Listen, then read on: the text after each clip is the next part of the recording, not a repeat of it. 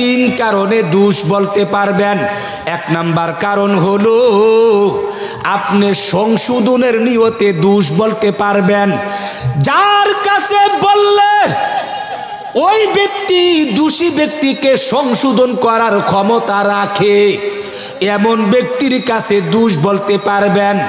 যেমন সন্তানে দোষ করলে পিতা মাতার কাছে বলতে পারবেন, ছাত্রে দোষ করলে উস্তাদের কাছে বলতে পারবেন, মুরিদে দোষ করলে পীরের কাছে বলতে পারবেন।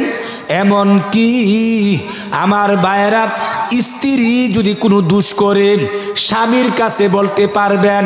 কারণ এই লোকগুলি বাকি যারা দোষী তাদেরকে সংশোধন করার ক্ষমতা আছে, আছে নাকি নাই? সংশোধন করার ক্ষমতা আছে। এমন ব্যক্তিদের কাছে দোষের কথা বলা এটা কোনো গীবত হবে না, এটার দ্বারা আরো সওয়াব পাবেন।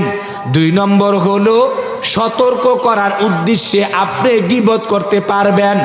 মনে করেন আপনার ছেলে, আমার দিকে তাকান, আপনার বাদ দেন এগুলো। মনে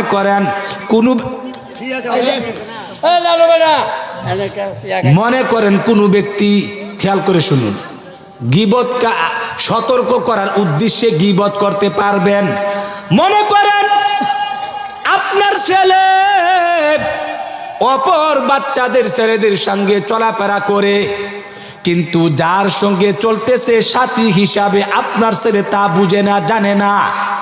অথচ ওই ছেলেটা বখাটে, লম্পট, ফেন্সিডিল খায়, ইয়াবা খায়, গাঁজা খায়, হেরোইন খায়, মদ খায়, বখাটে, দুশ্চরিত্রের লোক। অতএব আপনি যদি জানেন এই ছেলেটা অত্যন্ত ভালো নামাজি, ভালো বংশের ছেলে মেয়ে, এই বাচ্চা তাদের সাথে চলার কারণে সাথী গুণে সঙ্গী গুণে নষ্ট হওয়ার সম্ভাবনা আছে, এমন যদি বুঝেন, তাহলে ওই লোকটাকে ওই দোষী ব্যক্তির ব্যাপারে সতর্ক করার নিয়তে, সে যে মদ খায়, গাঁজা খায়, ইয়াবা খায়, ফেন্সিডিল খায়, সে যে চুরি করার অভ্যস্ত আছে, সে যে খারাপ লোক, বখাটে লোক, তার ব্যাপারে সতর্ক করার নিয়তে দুষ্টা বলা যাবে। এই বলার দ্বারা গুনাহ হবে না।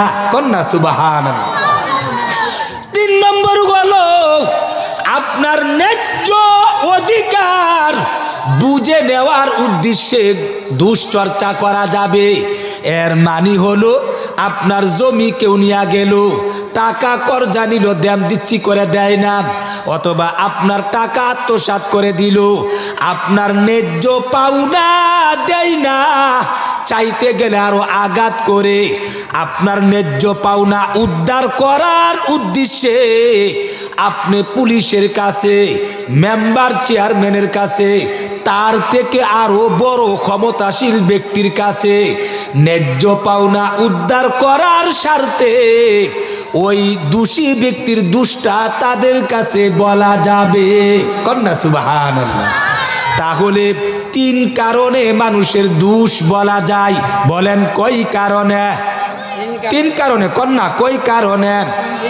1 নাম্বার সতর্ক করার উদ্দেশ্যে দোষ বলা যাবে। 2 নাম্বার আপনার সংশোধন করার উদ্দেশ্যে বলা যাবে, যারা তাদেরকে সংশোধন করার ক্ষমতা আছে।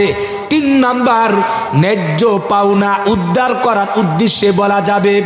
এই 3 কারণ ছাড়া অন্য কোনো কারণে দোষী ব্যক্তির দুষ্টা দোষী ব্যক্তিকে না বলিয়া অন্যের কাছে বলে দেওয়া, এর নামই গীবত। এই গীবত করলে বান্দার হক নষ্ট হয়ে যায়। আল্লাহ কোনদিন এই গীবতের গুনাহ মাফ করবে না। কন্যা নাউজুবিল্লাহ।